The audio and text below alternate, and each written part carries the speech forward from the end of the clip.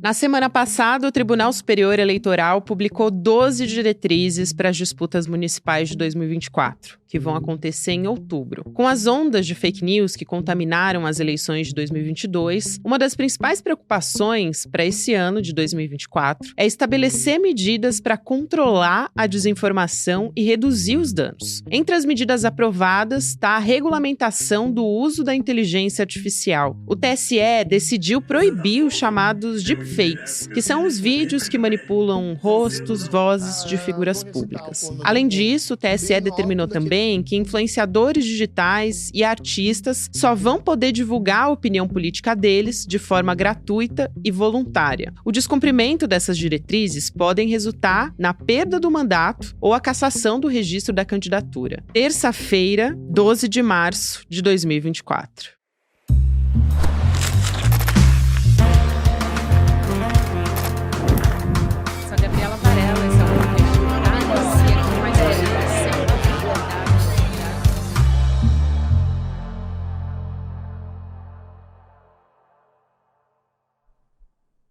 Olá, seja muito bem-vindo, seja muito bem-vinda. Eu sou a Gabriela Varelli, esse é o videocast em detalhes e aqui sempre com um convidado, uma convidada. De segunda a sexta-feira a gente analisa uma temática, uma notícia importante do momento. Dessa vez a gente vai conversar sobre o impacto da inteligência artificial nas eleições e uma norma que começou finalmente, né, a estabelecer uma norma, o TSE estabeleceu essa norma, ela está sendo discutida e a gente quer saber quais são os impactos imediatamente que a gente vai ter nessas eleições de 2024 e também como é que tudo isso está acontecendo no mundo. Eu vou conversar com a professora Letícia Cesarino, ela que é professora de antropologia pela Universidade Federal de Santa Catarina. Letícia, obrigada por aceitar nosso convite, professora, seja muito bem-vinda aqui ao ICL, ao Em Detalhes também. Eu que agradeço, Gabi. É sempre um prazer estar aqui com vocês.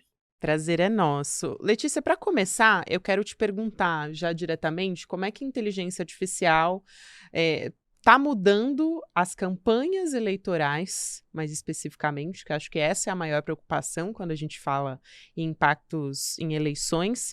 E o que a gente pode esperar de diferente do que a gente teve até agora aqui no período eleitoral no Brasil, em relação ao que a gente espera que aconteça agora no fim desse ano de 2024? Pois é, essa questão é uma questão nova, recente, não que a IA em si seja recente, mas essa popularização, acessibilidade, barateamento dos modelos para serem usados, seja por campanhas oficiais, seja por campanhas não oficiais, por até milícias digitais, usuários comuns, é algo que está sendo discutido no mundo inteiro, porque isso sim é um fenômeno relativamente recente, por mais que a gente possa estar extrapolando previsões a partir do que a gente já conhece, é só realmente na prática, né, do uso dessas ferramentas em campanhas e períodos eleitorais que a gente vai tendo uma real ideia de como elas podem ser usadas e quais os impactos possíveis em resultados eleitorais. Até onde eu sei, não tem nenhum caso em que a gente pode cravar, né, que um uso de ferramenta de IA foi decisivo para o resultado de uma eleição, sejam eleições nacionais, sejam eleições subregionais, no Brasil, em outros países, embora a gente saiba de alguns casos de conteúdos ali que viralizaram, que poderiam ter afetado de alguma forma o resultado. Eu acho que a partir de agora, principalmente nesse ano de 2024, que é considerado um super ano de eleições, né, já vai ter dezenas de eleições importantes no mundo inteiro. É claro que a eleição americana presidencial é a que está mais no radar, mesmo pelo nível de polarização que está se repetindo aí, previsto para esse ano, e está todo mundo muito de olho no caso americano. Aqui no Brasil, né, nas eleições municipais, a gente vai poder estar fazendo uma primeira avaliação, né, dessas medidas que foram tomadas, observando os casos fora do Brasil também, para estar aos poucos consolidando um caminho que seja tanto viável como eficaz para estar fazendo esse controle. Agora, entre os especialistas, os observadores, né, tem muita ainda indefinição com relação a essas previsões.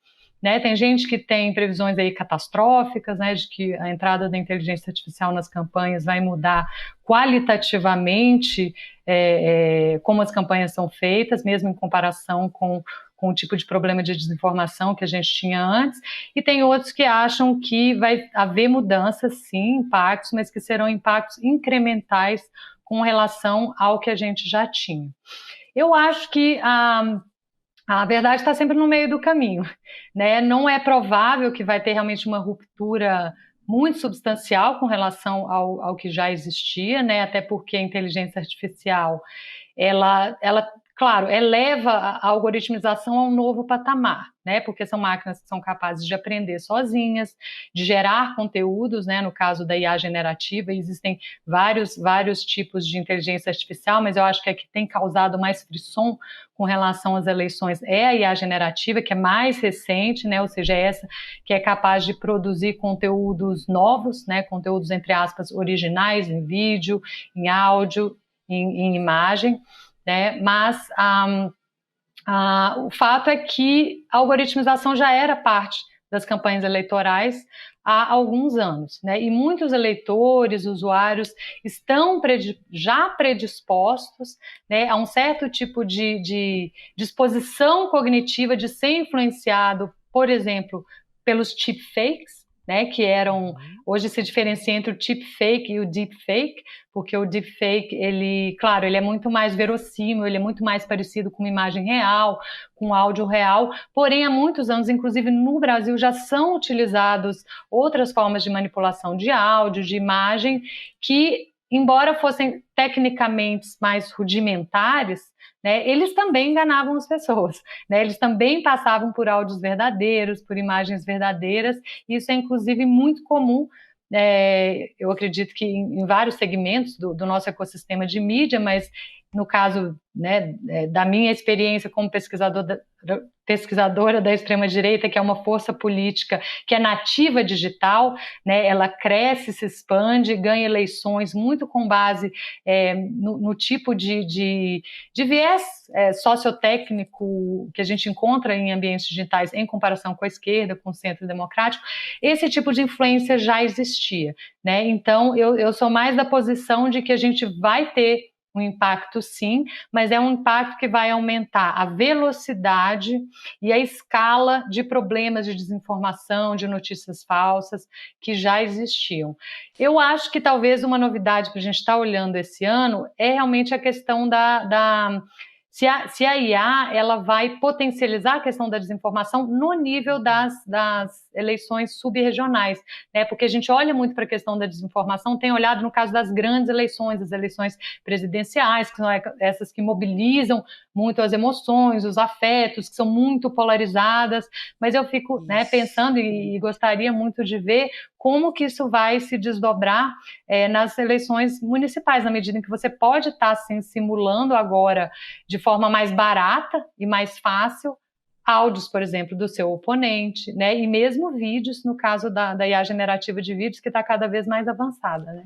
Era justamente isso que eu ia te perguntar, professor. Eu quero também trazer um pouco sobre as eleições estadunidenses, mas daqui a pouco a gente entra nela. Primeiro, eu queria pedir para você trazer aqui sobre esse tema que ganhou força no TSE, né? Ele aprovou uma resolução contra o uso de deepfake, estabelecendo que conteúdos manipulados, né, de tecnologia, manipulados por meio da tecnologia, devem ser identificados. Então, explicar um pouco disso. E aí, quando você traz esse ponto, eu acho essencial, porque a gente está falando, por exemplo, das eleições americanas. Nesse contexto, assim como no Brasil, é um contexto muito polarizado. Eleições nacionais aqui também são muito polarizadas. Quando a gente vai olhar aqui para as eleições municipais, alguns especialistas dizem que, apesar de ser uma administração municipal e que não pode não ser, em alguns contextos, tão polarizados, as nossas eleições, especificamente em 2024, elas vão ter um caráter nacional muito forte. Então, a gente não consegue analisar do ponto de vista de como seria o impacto das deepfakes num contexto que não seria tão polarizado. Então, por exemplo, né, para isso ficar mais fácil para as pessoas entenderem, mas numa cidade no interior, em que dois candidatos de polos não tão extremos, né? Quando a gente está falando aqui de polos políticos, então um candidato do centro com um candidato de direita, por exemplo. Qual que seria o impacto, então, de uma deepfake para afastar um eleitor ou então para aproximar um eleitor de certo candidato? A gente não deve ter ainda uma análise, claro, a gente começa a caminhar nesse sentido, né, de quanto a deepfake tem um efeito de persuasão, mas ainda a gente não consegue ter, por conta desse contexto polarizado, o nacional que se coloca também sobre as nossas eleições municipais. Eu te pergunto, então, duas coisas, né, só aqui para recapitular. O que o TSE definiu em relação às deepfakes e qual vai ser o impacto para a gente no contexto das eleições municipais de 2024? Certo. Então vamos lá. As resoluções do TSE, na verdade, foram várias, né? Que de certa forma, algumas medidas são mais novas, outras consolidam medidas que já vinham sendo tomadas ou cogitadas, né? A partir de um aprendizado, na verdade, eu acho que o estudo é um aprendizado também para o TSE, para os outros órgãos do Judiciário de Regulação de Eleições, baseado no que a gente teve não só na última eleição municipal, mas principalmente na eleição de 2022. Então, houve algumas medidas ali que incidem diretamente sobre a IA, não são todas, né, mas no caso da IA, eu diria que principalmente, né, essa obrigatoriedade que você mencionou da identificação de peças, vamos colocar assim, né, de conteúdos, vídeos, áudios, imagens, gerado por modelos de inteligência artificial pelas campanhas oficiais, né, então isso é algo, essa questão da marca d'água, né, ou no caso de áudio, antes do áudio vir ou depois, você coloca um áudiozinho ali rapidinho, igual tem nas campanhas eleitorais que falar, né, aquele áudio que vem rapidinho ali identificando que é uma peça de qual que é a coligação, etc. Deve ser alguma coisa um pouco parecida com aquilo, né, só que você identifica ali no mesmo conteúdo para o eleitor que aquilo é uma peça que foi feita com inteligência artificial, que é algo que está, por exemplo, na ordem executiva que o presidente Biden publicou esse ano, né, que não tem exatamente força de lei, mas é algo que, na verdade, já vinha sendo cogitado, implementado por algumas empresas que são donas desses modelos. Só que assim, né, aí os especialistas também divergem um pouco, né, tem gente que acha que é importante realmente fazer, porque já é um primeiro passo que pode responsabilizar campanhas oficiais, né, por estarem infringindo essa regra, lembrando que isso não vale para campanhas não oficiais, e eu acho que esse é um dos grandes gargalos, né, Gabi, porque se a gente for pegar aí 2018, né, outras eleições, a gente sabe que boa parte da desinformação graçava fora das campanhas oficiais. Né, mas ainda assim se vê que é um passo importante até para fazer o eleitor pensar sobre o assunto, ter essa consciência de que essas peças podem existir, estão circulando por aí, mesmo quando elas não estão marcadas, né? Então eu acho que é válido, né? Eu concordo. O TSE, além disso, também veda a simulação da voz dos candidatos, né? Por exemplo, fazer um chatbot, igual esses chatbot, para quem não sabe, né, é uma IA que conversa com você como se fosse uma pessoa ali, né, você vai comprar um produto numa loja online, entra o chatbot da loja, geralmente por texto, né, e conversa com você, mas cada vez mais a gente tem chatbots que também simulam, né, voz e mesmo imagem. Então, isso está vedado no caso da simulação de voz de candidatos. Isso é muito importante, porque a gente já teve casos, inclusive no Brasil, né, de simulação de voz do oponente, por exemplo.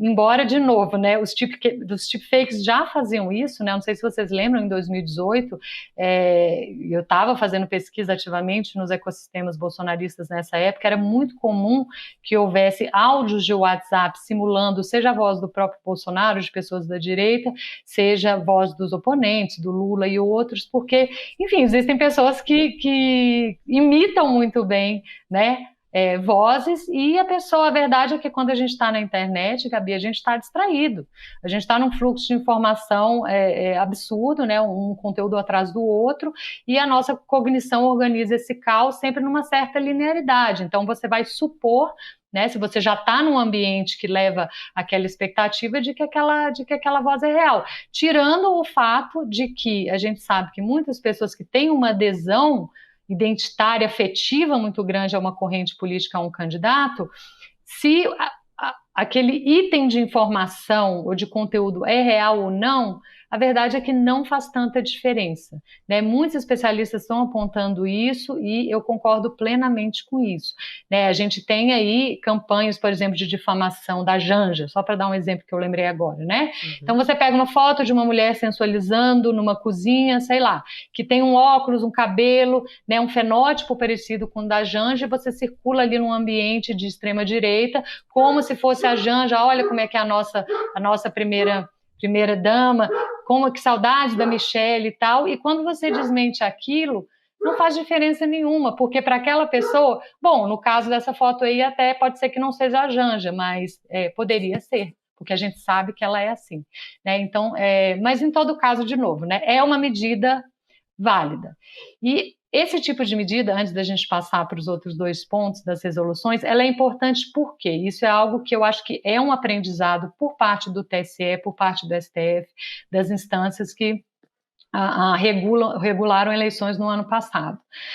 É a expectativa da punição. Porque antes não existia nada. Antes não existia, né, era uma terra de ninguém, uma campanha eleitoral. Você podia fazer o que quisesse na campanha oficial, praticamente na campanha não oficial, e as campanhas oficiais jogando muito com aquela ambiguidade entre a campanha oficial e não oficial. A campanha Bolsonaro fez muito isso, né?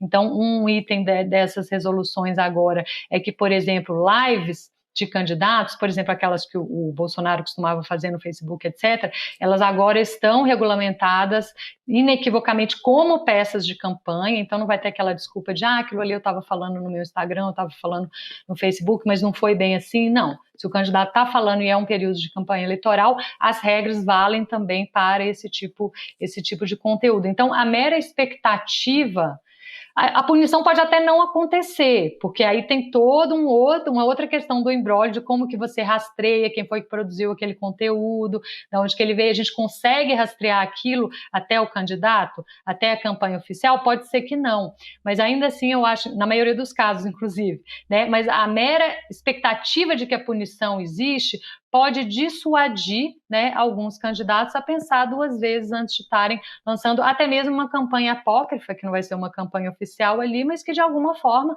né, ou a Polícia Federal, ou algum outro tipo de regulação, o próprio TSE, né, possa estar, as instâncias, né, de investigação possam estar chegando até o autor daquele conteúdo. Eu ia dizer que em eleições municipais, professora, isso é importante, né? Porque pode até inviabilizar uma campanha. Queria te perguntar sobre as sanções para as campanhas, se elas são duras, se elas podem, por exemplo, perder um registro, um mandato pode ser cassado, quais que seriam as consequências adequadas e o que a gente vai ter na prática, que se vai ser caso a caso analisado, de onde até onde que pode puxar essa corda da sanção. Pois é, as resoluções, até onde eu me lembro, elas não trazem muito do operacional, né? Mas isso está implícito, né? De que se existem formas legais de chegar, né, o poder público, o poder judiciário pode estar chegando. E as sanções são fortes, sim. Elas podem levar, inclusive, a cassação da chapa antes ou mesmo do próprio mandato depois. Então é isso, né? De certa forma fica como uma sombra ali, digamos assim, um espectro para aquele candidato, não só durante a campanha, mas durante o próprio exercício do mandato, retrospectivamente, ele pode ser punido e pode perder o seu mandato também. Isso é muito positivo, né? Eu vejo. E os outros dois pontos com relação a IA também que estão trazidos, né, é que as resoluções vedam conteúdo de IA, eu vou ler aqui, né, que traga fatos, citando a resolução, fatos notoriamente inverídicos ou descontextualizados.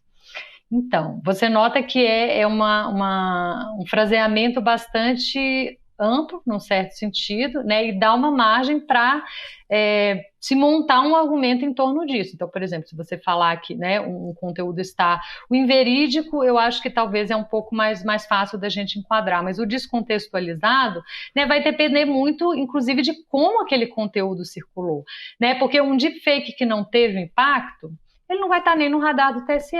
E é impossível para um candidato ou para qualquer um saber de antemão, né, qual o conteúdo que pode ter um impacto relevante numa campanha eleitoral. De novo, tem esse espectro, né, do que pode ser punido, quando, como, que pode estar dissuadindo essa prática. E um último ponto é com relação ao deepfake em si, né, que é aquela inteligência artificial mais recente que tem impressionado muita gente aí, né, porque elas se parecem muito com um conteúdo real, mas elas são 100% geradas computacionalmente, né, porque tem algumas IAs que manipulam, fazem ajustes ali, imagem, vídeo, etc., mas o deepfake realmente ele é uma peça completamente... fake, não sei se fake é a palavra certa, né, mas inverídica, né, montada, mas que passa muito facilmente por um conteúdo original.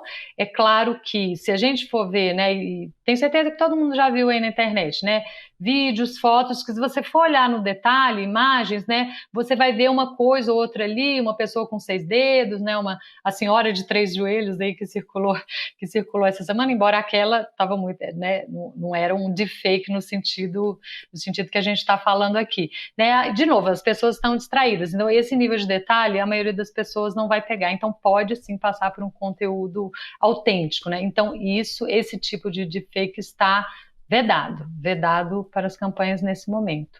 Então, esses são os principais pontos com relação à IA, que a gente vai estar vendo como é que vai se desenvolver aí ao longo desse ano, e eu espero que não pare por aí, né, que essas regras, e eu acho que a expectativa do TSE é essa, que elas vão sendo melhoradas e adaptadas, em especial para as próximas eleições presidenciais. Eu quero trazer aqui um exemplo também de como nos Estados Unidos a gente teve um exemplo recente de deepfake, que foi o caso das primárias em New Hampshire contra o Joe Biden. Está sendo investigado, né, uma chamada automática utilizando inteligência artificial, então imitando a voz do presidente Joe Biden para desencorajar os eleitores de New Hampshire, né, do estado, de irem para as urnas nessas primárias. E aí isso teve um impacto negativo para o Biden, né? Então, eu acho que a gente tem um exemplo bom para a gente falar de como isso está sendo utilizado nos Estados Unidos, e é uma maneira de a gente tentar entender como isso vai impactar também nas nossas eleições. E aí, falando de 2026, eu queria te ouvir, professora.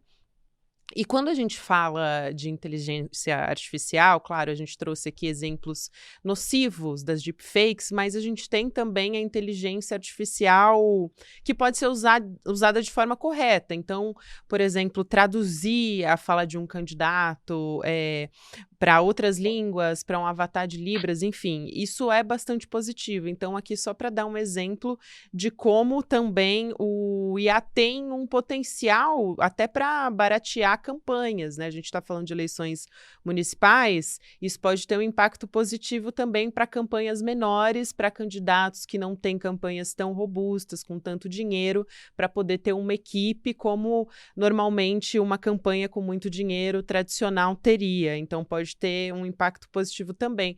Mas eu queria te ouvir especificamente sobre esse caso dos Estados Unidos, sobre o quanto isso pode balizar ou dar um termômetro para a gente do que pode acontecer em 2026. Esse caso do Biden é interessante porque ele traz algumas dimensões. Por exemplo, a questão da simulação de voz do candidato que a gente mencionou aqui, isso está expressamente vedado no caso da resolução do TSE. A questão é, de novo, né, vai ser possível traçar a produção desse fake de alguma forma a campanha Trump? Porque se não for, aí não tem como punir, não tem como, né, vai cair no vazio. Mas um outro elemento interessante disso que não existia muito no Brasil e que a gente viu que começou a existir nas eleições de 22 é o que em inglês se chama do voter suppression, né, que é algo que, pela própria característica lá do sistema americano, que tem as primárias, as delegações, eleição indireta, né, isso já era utilizado de outras formas há mais tempo, ou seja, não agir no sentido de mudar a opinião do eleitor, né, mas no sentido de dissuadir o eleitor do seu oponente a ir votar. Né? Então, como lá o voto é opcional, enfim, essa é uma discussão que já vem assim de muito tempo. E a gente viu ano passado com aquelas ações da Polícia Rodoviária Federal, né, que foi uma ação nesse sentido que não era comum em eleições brasileiras, né? E no caso do áudio do Biden foi a mesma coisa, se não me engano era um áudio onde ele né, o robô que simulava a voz dele dizia que tinha mudado a data das primárias, alguma coisa assim que as pessoas não precisavam ir votar. Em um outro caso que ficou bastante conhecido, que muito provavelmente teve algum impacto, não sei se no resultado das eleições, né, na primeira eleição lá do Trump, mas que ainda é com os algoritmos de primeira geração, que era uma ferramenta no Facebook onde você podia marcar que você estava indo votar. Né? E aí os seus amigos, a sua rede de amigos viam isso. Né? E alguns pesquisadores apontaram que isso era um fator encorajador muito grande para as pessoas saírem de casa, irem votar, quando ela via, né, que pessoas da confiança dela, que pessoas amigas dela estavam saindo para ir votar. Então você tem os dois, né? Você pode atuar indiretamente, tanto dissuadindo o eleitor do seu oponente de votar, quanto encorajando, né, o eleitor do seu campo a ir votar.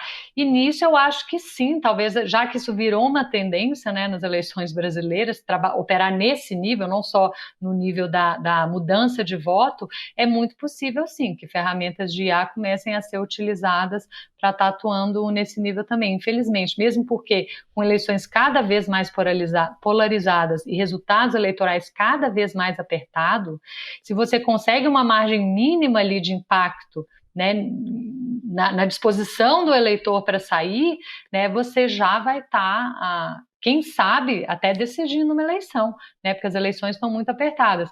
Né? O que o TSE fez com relação a isso nessas resoluções, aí não diz respeito ao IA, né, mas foi uma previsão de que o poder público local garanta a mobilidade dos eleitores, né? Que garanta, por exemplo, transporte público pelo menos no mesmo nível de serviço de um horário comercial, né? Ônibus como, né, operando ali no domingo de eleição como operaria durante os dias da semana. Então você vê, o TSE já está atento para isso também, mesmo porque a gente sabe, né, que existe uma diferença, um viés de opinião eleitoral, por exemplo, entre classes sociais ou entre regiões do Brasil. Né? Então, só quem tem carro, só quem tem essa disponibilidade de tempo que vai poder sair para votar, enfim, esse não é o único fator, né? Mas é um fator importante também que o TSE, a gente vê que eles já estão atentos a isso também, felizmente. Felizmente, isso é muito importante, até porque é isso, né, que a gente está falando. Nesse contexto, a gente está ainda muito polarizado, mas a gente ainda vai ter o impacto ao longo do tempo de quanto isso, ainda que nesse momento não tenha a capacidade de mudar uma eleição, tem a capacidade de mobilizar muito grande, né, uma base, ou até uma pessoa que poderia influenciar o círculo de amizades dela ou falar do candidato dela, uma deepfake. Nesse sentido, essa pessoa poderia decidir não fazer, né? Não levar mais pessoas, não fazer tanta propaganda, vamos dizer assim, desse candidato como ela faria. Então, basicamente, hoje a gente fala de capacidade de mobilização, né? Pelo que eu tenho acompanhado do trabalho de vocês. Professora, eu quero muito agradecer sua presença aqui para compreender um pouco desse contexto, do que a gente pode esperar para essas eleições municipais e também como que a gente pode observar as eleições nos Estados Unidos e o quanto isso pode dizer sobre as nossas eleições aqui presidenciais, que não tão longe assim, né? A gente já pode ir se preparando, aliás, deve, né? Porque a inteligência artificial continua ali avançando rapidamente. A Letícia Cesarina é professora de antropologia pela Universidade Federal de Santa Catarina. Muito obrigada, seja sempre muito bem-vinda aqui. Obrigada, Gabi, obrigada, comunidade DCL. Espero que a gente possa estar voltando aí na medida em que os fatos vão se desenrolando, né, ao longo da regulação de IA, das eleições desse ano também, para a gente estar conversando mais sobre isso, porque é algo que vai estar com a gente durante muito tempo. Vai ser fundamental. Já fica o convite aqui para você voltar, assim que possível. Um beijo, até mais. Videocast em Detalhes fica por aqui. O próximo episódio vai ao ar às 10h30 da manhã, para você que me acompanha no YouTube. Você fica agora com Mercado e Investimentos, depois tem Rolê CL, 6 horas da noite, CL Notícias, segunda edição. Mas antes eu queria fazer, na verdade, um convite muito importante, porque tem tudo a ver com esse assunto que a gente estava conversando agora com a professora Letícia. A nossa aula aberta de domingo com a Maria da Penha, a gente falou sobre uma produção original do ICL, que é o Máquina de Moer Reputações.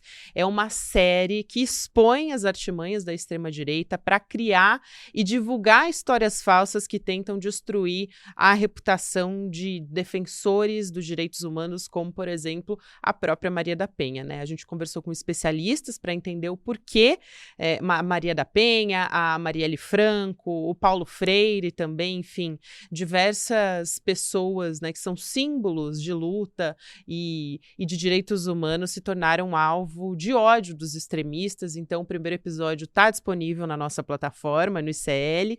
Você pode acessar o Em Detalhes, icl.com.br, para fazer sua assinatura, e aí você vai ter acesso a essa série que tá muito boa, gente, que é o Máquina de Moer Reputações, além, né, de, claro, os nossos mais de 250 outros conteúdos exclusivos para quem é assinante. Obrigada a você que me acompanhou até aqui e até amanhã.